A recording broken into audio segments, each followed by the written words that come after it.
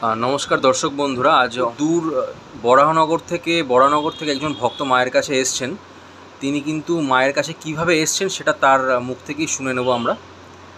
তোমার নাম প্রথমে একটু বলো। হ্যাঁ, আমার নাম সৌম্যদীপ ঘোষ। আমি বরাহনগর থেকে এসেছি।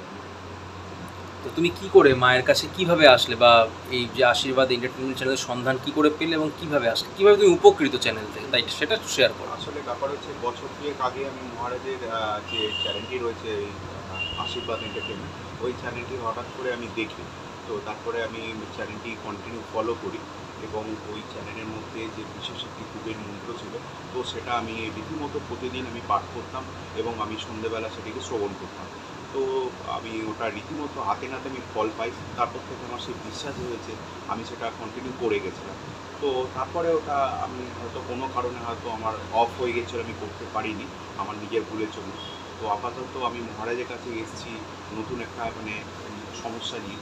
আমার মহারাজের সাথে কথা হয়েছে এবং এই কথা বলার পর আমি নিজেকে অনেকটা স্যাটিসফাই আমি, যে মহারাজ যেভাবে বললেন আমি সেগুলোকে মানবো এবং সেগুলোকে করবো।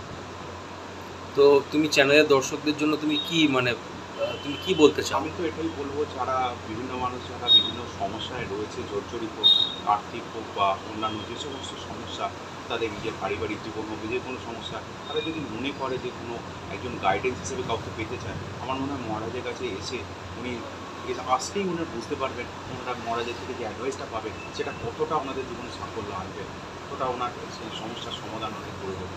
আমি চাইবো ওনারা আসুক। তোমার কথা বলে কেমন লাগলো মহারাজের সাথে? খুবই ভালো লাগলো মহারাজের সাথে। উনি যেটা বলেছেন আমি সেটা মানবো। আমার সমস্যা নিয়ে এসেছিলাম, অনেকটা স্যাটিসফাই মনে হচ্ছে আমার।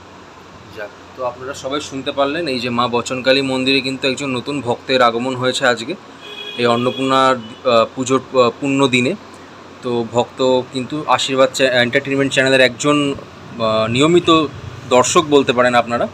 উনি চ্যানেলটিকে রীতিমতো ফলো করেন এবং যে কুবের মন্ত্রটি সেটি কিন্তু তিনি শ্রবণ করে খুব ভালো ফল পেয়েছেন বলেই কিন্তু আজকে তিনি মাকে দর্শন করতে এসেছেন।